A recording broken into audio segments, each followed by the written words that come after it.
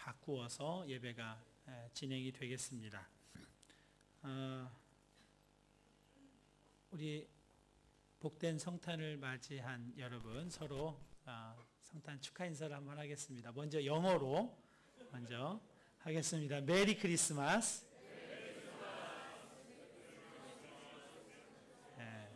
예. 이번에는 이태리어로 부온 나탈레.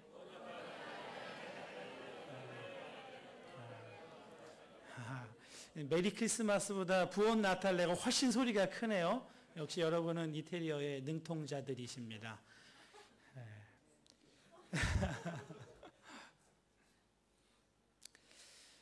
파선이 잦게 일어나는 어느 바위가 많은 해변에 한때 아주 무너질 듯한 작은 구명소 하나가 있었습니다. 그 집은 그저 아주 작은 오두막에 불과했고 배도 한 척뿐이었지만 그 구명소에 몇 안 되는 일꾼들은 헌신적인 사나이들이었습니다. 끊임없이 바다를 지켜보았고 자신들의 안전은 거의 염두에 두지 않고 어디선가 배가 파손됐다고 하는 작은 증거만 보여도 겁내지 않고 폭풍 속으로 뛰어들었습니다. 그렇게 해서 많은 생명들을 구했고 그 구명소는 곧 유명한 곳이 되었습니다. 그 구명소의 평판이 높아지자 이 뛰어나고 멋진 일을 함께 하고 싶어하는 사람들이 많아졌습니다. 이 사람들은 시간과 돈을 이 구명소에 넉넉하게 제공했습니다. 그러자 새 회원들이 등록했고 또 새 배를 사고 새 선원들이 훈련되었습니다. 이제 그 오두막이 아니라 이제 편안한 새로운 건물이 들어서게 되었고 바다에서 구출된 사람들의 필요에 아주 매우 적절히 응할 수 있는 설비가 다 구비되었습니다. 물론 파선이 날마다 일어나지는 않았기 때문에 그 건물은 이제 인기 있는 집회 장소가 되었습니다. 일종의 지역 클럽 같은 곳이 된 것입니다. 시간이 흐르자 회원들은 사교적인 일로 매우 분주해져서 구명 작업에는 점점 관심이 작아졌습니다. 그들은 달고 다니는 배지에 쓰여진 구명이라고 하는 이 표어를 당당하게 뽐내고 자랑스러워했지만 사실은 어떤 사람들이 실제로 바다에서 구출이 되기 시작하면 그것을 퍽 귀찮은 일로 여기게 되었습니다. 왜냐하면 이 사람들은 새로 지은 건물, 깨끗한 이 설비를 지저분하게 하는 병든 사람들이었기 때문입니다. 카페트도 더러워지고 가구도 더러워지기 때문입니다. 이내 그 클럽의 사교 활동들은 엄청나게 늘어나고 구명 활동들은 아주 적어지게 되었습니다. 그렇게 되자 한 번은 클럽 모임 발표 때 몇몇 회원들이 본래의 목적과 활동으로 돌아가야 한다는 주장을 펼치기 시작했습니다. 투표를 했습니다. 그리고 소수파에 속하게 된 이들 개혁 말썽꾼들은 그 클럽을 떠나서 다른 클럽을 시작하라는 권고를 받게 되었습니다. 그들은 그 해변에서 조금 더 멀리 내려가서 전과 같이 그대로 했습니다. 그들은 처음부터 욕심 없고 용감했기 때문에 얼마 안 가서 영웅적인 활동으로 다시 유명하게 됐습니다. 그래서 회원들이 늘었고 오두막도 다시 짓게 되었고 그러면서 그들의 이상은 다시 숨막히는 것으로 바뀌었습니다. 오늘날 그 지역을 찾아가 보면 해변에 점점이 흩어져 있는 수많은 독특한 클럽이 자리하고 있다고 합니다. 저마다 기원과 전통을 당연히 자랑스럽게 여기는 클럽들입니다. 여전히 그 부근에서는 파선이 일어나고 있었지만 그 일에는 아무도 관심을 갖지 않았습니다. 이 이야기는 앤서니 드멜로라고 하는 영성학자가 개구리의 기도라고 하는 책을 펴냈는데 그 책에서 읽은 이야기입니다. 종교가 본질을 잃으면 이렇게 된다는 날카로운 우화입니다. 여러분, 본질을 잃으면 이파리만 무성하고 열매는 없는 나무와 같이 된다는 것은 교회라고 피할 수 없는 일입니다. 저는 이태리에서 성탄절을 처음 맞이하면서 사실 마음이 많이 착잡합니다. 기쁘지만은 않은 것이 정직한 저의 마음입니다. 우리들도 본질을 잃은 이 사교 클럽처럼 그렇게 변질되어 버린 것은 아닌가 하는 생각 때문입니다. 한국에서는 성탄절에 보통 영어로 인사를 합니다. 아까 우리가 인사한 것처럼 메리 크리스마스 이렇게 인사합니다. 그리고 이태리에서는 부온 나탈레 그렇게 인사를 하죠. 부온 나탈레가 무슨 말인지 모르겠더라고요. 부온은 이제 부온조르노에서 부온은 알겠는데 나탈레가 무슨 말인지 몰라서 위키피디아 백과사전을 한번 찾아봤습니다. 그랬더니 그 말의 기원은 라틴어 나탈리스에서 온 것이라고 합니다. 뜻은 태어남과 관련됨 이런 뜻이라고 해요. 그래서 탄생이라고 하는 말이 되겠죠. 그러니까 부온 나탈레 그러면 한국에서도 흔히 하는 것처럼 축성탄 정도의 의미라고 볼 수 있겠습니다. 그런데 이 부온 나탈레를 구글 번역기에 이탈리아로 시작해서 영어로 도착하도록 넣어보니까 그냥 단반에 메리 크리스마스 이렇게 뜹니다. 그런데 부온이라는 말이 메리라고 하는 말로 번역되는 것은 그럴 수 있을 것 같아요. 그런데 나탈레와 크리스마스는 같은 말이 아닙니다.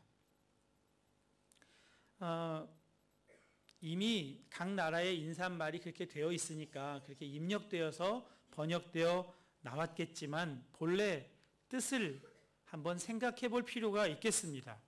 크리스마스는 크라이스트라는 말과 메스라는 말이 합쳐져서 만들어진 말입니다.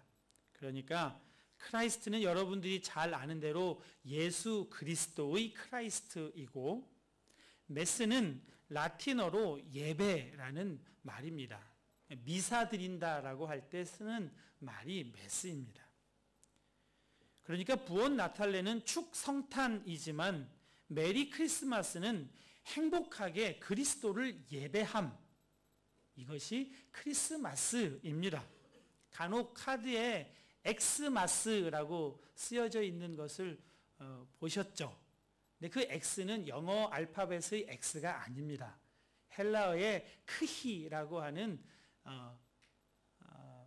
알파벳입니다. 그 크히로 시작되는 크리스투스라고 하는 말의 맨 앞 글자를 따서 엑스마스라고 보이도록 표기를 한 것입니다. 그러니까 엑스마스도 크리스마스인 것입니다. 여러분, 성탄절의 본질은 행복하게 기쁘게 예수 그리스도를 예배하는 것입니다. 예배가 무엇이죠? 예수님 바라보는 것입니다. 예수님만 생각하는 것입니다. 12월 25일이 예수님의 생일이라고 한다면 예수님이 그날의 주인공 되는 것이 마땅하고 온통 그분에게만 집중해야 하는 것이 맞습니다. 그런데 그날의 주인공은 자꾸만 잊혀지고 그날의 주인공이 아닌 것으로 우리의 주목을 끌게 하는 이 세상의 상황이 정말 위험스럽게 되어가고 있다는 생각을 하게 합니다. 사탄은 우리가 예수님 생각하지 않을 수 있도록 하려고 온갖 일을 다 하는 중에 이제는 드디어 성탄절마저도 예수님 생각하지 않는 기간으로 변질시켜 가는데 매우 성공하고 있는 것 같습니다. 한국에서도 오래전부터 성탄절이 그 본질을 잃어버렸다고 하는 많은 비판이 제기되고 있습니다. 예수님은 사라지고 온통 산타, 그가 성탄절의 주인공이 되었습니다. 정말 산타가 주인공 같습니다. 그리고 산타가 전해주자고 하는 선물이 주인공이 되었고, 또 서로 주고받는 크리스마스 카드가 성탄절의 본질인 것처럼 여겨지고 있습니다. 그리고 아기 예수님은 그 한 장식물에 지나지 않는 그런 서글픈 현실입니다. 처음부터 사탄은 예수님에 대한 오해를 불러일으키는 일을 해왔습니다. 예수님이 평화의 왕으로 오셨다는 그 평화는 빼버리고 왕으로 오신 부분에만 집중하게 만든 일도 사단의 성공적인 일입니다. 예수님이 태어나실 것을 다른 사람보다 먼저 알았던 사람들이 있습니다. 동방박사들입니다. 이 사람들이 세 개의 예물을 드려서 흔히 동방박사 세 사람이라고 생각을 합니다. 그런데 이 동방박사들은 바벨론 지역의 점성술사들입니다. 유프라테스 강과 티그리스 강이 흐르는 그 지역이 아주 비옥한 땅이옵니다. 그리고 그 땅을 경작해서 농사가 아주 잘 됐습니다. 부유하게 됐습니다. 그래서 메소포타미아 문명이 거기에서 이루어지게 되었죠. 농사에 아주 중요한 것은 하늘입니다.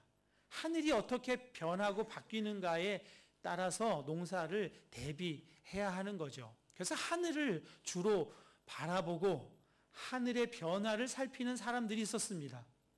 그 사람들 중에 점성술사들이 포함되어 있습니다. 별들의 움직임을 통해 계절과 날씨를 보려고 했던 것입니다. 이 사람들을 박사라고 부르고 있는 겁니다. 이 점성술사들이 하늘을 늘 주시하다가 예사롭지 않은 별 하나를 보게 된 겁니다. 예사롭지 않은 이 별이 예수님의 탄생을 가르쳐 주는 것이 분명했지만 예사롭지 않다고 하는 이 부분에 대해서 이 동방박사는 해석을 잘못했습니다. 이 특별한 별이 한 왕국의 왕자님 탄생이라고 해석을 하게 된 겁니다. 그래서 그 별이 가리키는 나라로 찾아가서 곧장 헤롯 궁으로 들어가게 된 거죠. 헤롯의 아내는 임신하지 않았습니다. 왕자가 태어날 징조로 보이는 별을 본 이 박사님들이 헤롯 궁에 나타나자 한바탕 야단이 났습니다. 왕가에서 태어나지 않을, 그러나 장차 왕이 될 징조를 띤 별과 함께 아기가 태어난다면 그 아기 탄생과 함께 새로운 왕조가 시작된다는 뜻 아닙니까? 그러니까 이 왕조는 망하게 될지도 모르는 위협에 부딪힌 겁니다. 그래서 헤롯이 내린 명령이 2살 이하의 아이들을 다 죽이라고 한 것입니다. 여러분, 헤롯은 하나님 말씀을 잘 믿었습니다. 믿어지세요? 헤롯은 하나님의 말씀을 너무나 잘 믿었어요. 잘 믿어도 너무 잘 믿은 겁니다. 헤롯이 전국의 율법 박사들을 모아서 왕, 곧 그리스도가 어디에서 태어날 것으로 예언되어 있느냐고 물었습니다. 그래서 그 중에 누군가가 미가서 5장 2절 말씀을 떠올리면서 이렇게 보고를 했습니다. 미가서 5장 2절 말씀입니다. 또 유대 땅 베들레헴아, 너는 유대 고을 중에서 가장 작지 아니하도다. 내게서 한 다스리는 자가 나와서 내 백성 이스라엘의 목자가 되리라. 이 말씀을 헤롯이 아멘으로 받아들였습니다. 그리고 그 점성술사들을 베들레헴 땅으로 보냈습니다. 가서 아기를 만나면 자기에게도 다시 알려주라고 부탁하는 것을 잊지 않았습니다. 어떻게 하려고요? 발견하면 죽이려고요. 이게 하나님의 말씀을 믿었다. 믿은 사람의 반응이었습니다. 하나님의 말씀대로 베들레헴에 그리스도가 온다는 것을 믿었지만 그 그리스도를 자기가 죽일 수 있을 거라고 믿었습니다. 그를 막을 수 있을 거라고, 하나님의 역사를 자기가 막을 수 있을 거라고 믿었습니다. 정말 어리석고 또 어리석은 믿음입니다. 말씀을 믿어도 제 멋대로 믿게 되면 이런 일을 우리도 똑같이 범하게 된다는 것을 여러분 잊으시면 안 됩니다. 우리가 예수님을 믿는다고 하지만 바르게 믿는 것이 더욱 중요합니다. 사단은 끊임없이 우리들에게 너무 종교적으로 되지 말라고 속입니다. 종교적이 돼서는 고리타분해진다고, 이 사회에 적응할 수 없다고 우리를 끊임없이 생각하게 합니다. 성탄절을 지내도 예수님은 빼고 지내기로 하게 합니다. 성탄절의 의미도 예수님은 빠지고 산타와 선물과 휴가로 변질되어 버렸습니다. 산타와 선물이 예수님의 자리를 차지하고 있는 것이 한국의 현실이라고 한다면, 유럽에서는, 이태리에서는, 이 밀라노에서는 휴가가 예수님을 완전히 몰아내 버린 것 같습니다. 이건 정말 심각한 문제가 아닐 수 없습니다. 예수님을 바르게 예배해야 할, 기쁘고 행복하게 예배해야 할 크리스마스가 스키 시즌에 점령되어 버렸습니다. 이것이 이태리의 크리스마스 스타일인 줄 제가 오늘에서야 알았습니다. 유럽의 교회가 왜 위기지요? 예배가 휴가로 실종되어 버린 겁니다. 그 절대성이 상실되었기 때문입니다. 예배 내 상황에 따라 여기서 드려도 되고 저기서 드려도 되고, 그렇게 내가 결정해버리는 상대적인 것이 되어버렸습니다. 예배 공동체가 무시되어 버렸습니다. 예수 그리스도의 몸인 교회, 예배 공동체가 이렇게 부끄러운 일을 당하고 있고 저지르고 있습니다. 너희는 이 세대를 본받지 말고 오직 마음을 새롭게 함으로 변화를 받아 하나님의 선하시고 기뻐하시고 온전하신 뜻이 무엇인지 분별하도록 하라 하셨는데, 우리는 이태리 문화를, 유럽의 문화를 그대로 답습하고 있습니다. 여러분 정신 차리셔야 합니다. 휴가 가셔야죠. 쉬셔야 합니다. 그래도 크리스마스 본질에 따라 예배를 소홀히 하면서 휴가를 선택하는 일은 여러분 우리가 선택할 일이 아닙니다. 예배 한 번 빠지는 것을 가볍게 여기는 풍토가 우리 한마음 교회 안에 자리 잡게 된다면 걷잡을 수 없는 유럽 교회의 모습으로 전락해 버리는 그 첫걸음 이미 시작된 것 같습니다. 한마음 교회 공동체가 갈라지는 것 같은, 여기는 밀라노 한마음 돗대지오 교회고 저기는 밀라노 한마음 스키장 교회가 되었습니다. 여러분은 무척 괜찮은 것 같은 표정, 이해할 수 있는 것 같은 표정으로 앉아 계시지만 저는 그게 용납이 안 되네요.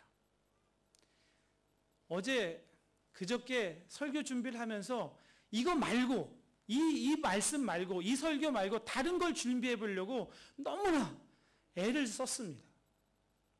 끝까지 하나님이 이 말씀을 제 마음판에 새겨서 이걸 같이 얘기해야 된다고 저에게 다그치셔서 불편한 마음으로 섰습니다.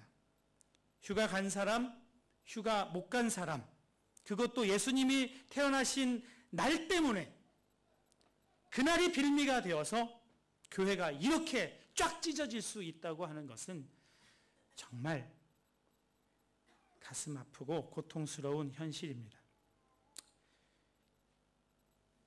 겉으로는 아무렇지 않은 척 하시지만 여러분은 못 가신 분들이잖아요. 여러분도 기회만 있으면 갈 거잖아요. 올해는 내가 못 가지만 다음에 내가 돈 좀 벌면 꼭 가야지. 그런 사람들이 모인 거 아닌가요? 그럼 너무 서글플 것 같아요. 저도 똑같은 놈입니다. 저도 목사만 아니었으면 갔을걸요? 설교만 아니었으면. 사단은 정말 일을 잘하는 것 같습니다. 예수님을 믿어도 정말 바르게 믿고 내가 할 수 있지만 하지 않기로 선택하는 정말 그런 믿음의 사람들이 필요한 시대입니다. 여러분, 예수님은 평화의 왕으로 오셨다고 했습니다. 이 왕이라고 하는 한자는 세 개의 가로를 하나의 세로로 이어지도록 만든 말입니다. 가로의 가장 위 부분, 가장 위의 가로는 하늘, 가장 밑의 가로는 땅, 그리고 가운데 가로는 사람입니다. 그래서 왕은 하늘과 땅과 사람을 하나로 이어지게 하는, 일치되게 하는 일을 하는 것이 왕이라고 하는 것입니다. 예수님이 왕으로 오셨다고 하면 권력을 쟁취하기 위해 오신 것이 아니라 하늘과 땅과 사람이 하나로 이어지게 화평하게 하시려고 오셨다는 것입니다. 평화의 왕이라고 하는 것은 하늘과 땅과 사람을 하나로 이어주는 것입니다. 히브리어로 평화는 샬롬입니다. 샬롬은 그냥 전쟁이 없는 상태, 분열이 없는 상태 정도로 그치지 않습니다. 샬롬은 모든 것이 온전해진 상태, 모든 것이 바른 관계 속에서 잘 질서가 잡혀 있는 상태를 샬롬의 상태라고 말합니다.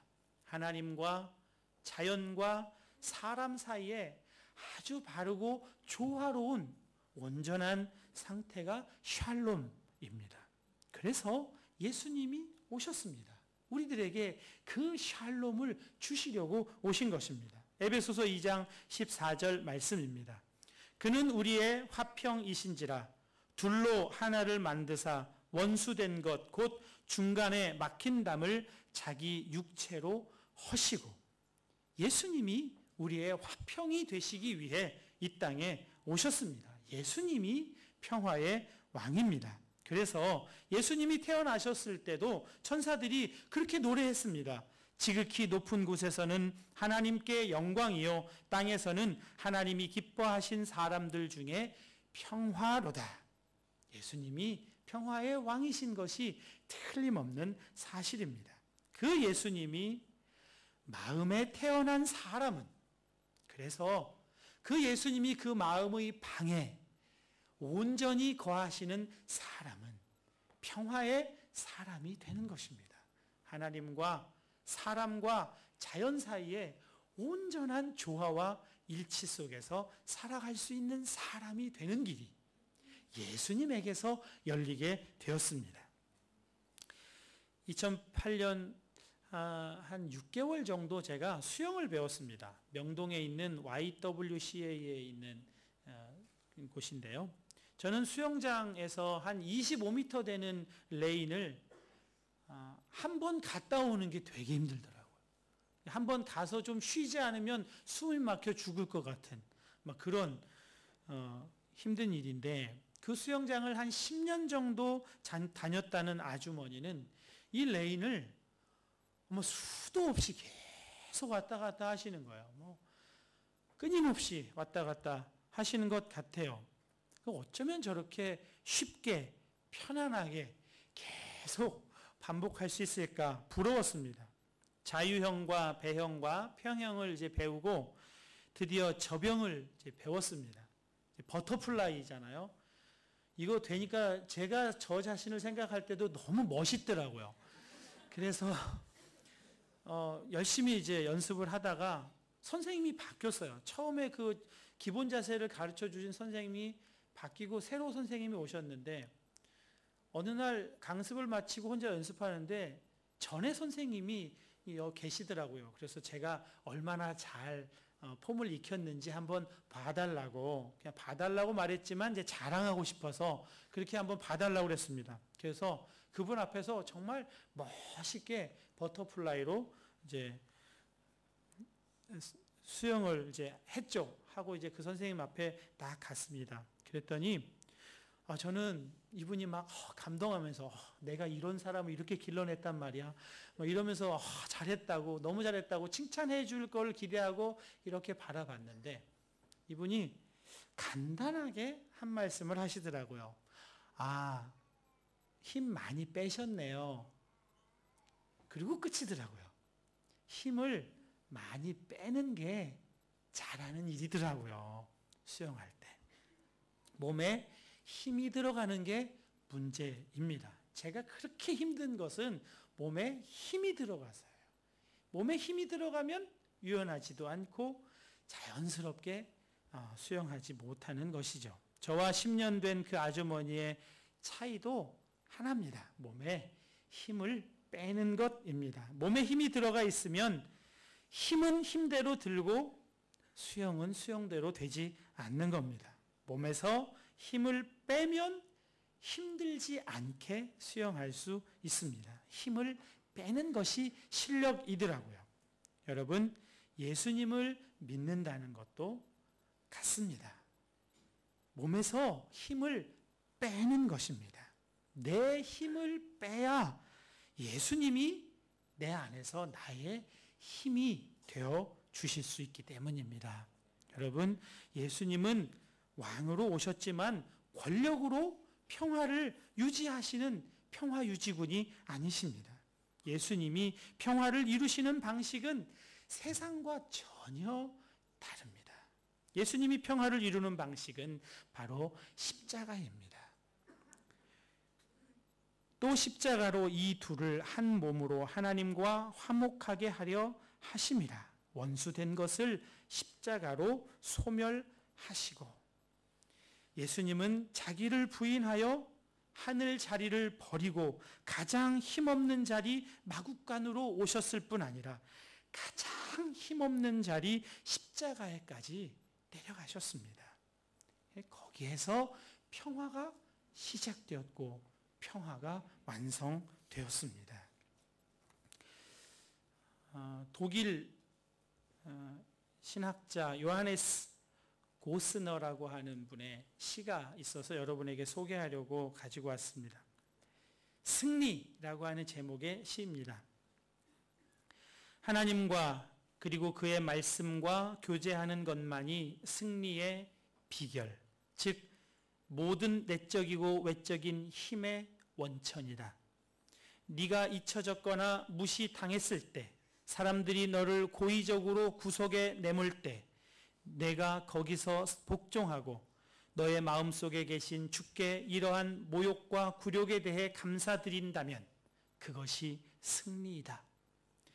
네가 행하거나 네가 하려고 의도했던 선이 비난받을 때, 너의 소원이 이루어지지 않았을 때, 사람들이 너의 취향과는 반대로 행동하고 너의 충고를 거부하고 너의 의도를 웃음거리로 만들 때 네가 이 모든 것을 여전히 사랑과 인내 속에서 받아들인다면 그것이 승리이다. 네가 모든 음식물에 만족하고 주께서 내게 주신 의복과 환경과 교제와 평생에 걸쳐 맡은 직책과 고독에 만족한다면 그것이 승리이다. 네가 다른 사람들에게 대한 불만과 너에게 책임이 없는 고생, 부당함과 부정확함들을 비록 인정하지 않더라도 노여움 없이 참고 견딜 수 있다면 그것이 승리이다. 네가 어리석음, 괴팍함, 종교적 냉담함, 죄인들의 항변, 핍박을 마주할지라도 예수님이 참으셨듯이 이 모든 것을 참을 수 있다면 그것이 승리이다. 너 자신과 너의 업적이 대화에 언급되거나 추천받을 기회를 품는 것이 너에게 전혀 중요하지 않다면, 알려지지 않은 채로 남아있는 것이 진실로 너에게 만족스럽다면 그것이 승리이다. 여러분, 여러분에게도 십자가를 통한 이러한 승리가 있으시기를 축복합니다. 예수님은 우리에게 세상이 주는 즐거움을 주시기 위해 오신 분이 아닙니다. 선물을 나누고 값싼 사랑을 전하는 그런 성탄을 우리들에게 주시기 위해서 오신 분이 아니십니다. 정말 평화를 주시기 위해서 오셨습니다. 그 평화는 이제 죄된 내 자아가 예수님과 함께 십자가에서 죽었고 예수님이 내 생명이 되시는 그 자리에서 승리하게 되고 화평하게 되고 놀라운 삶으로 이끌림을 받는, 그것을 우리에게 선물로 주시려고 이 땅에 오신 줄로 믿으시기 바랍니다. 십자가를 통과하여 정말 평화의 왕이신 예수님으로만 충분하게 된 우리 밀라노 한마음 모든 성도들 되시기를 주님의 이름으로 축복합니다. 이제 성찬에 참여하겠습니다.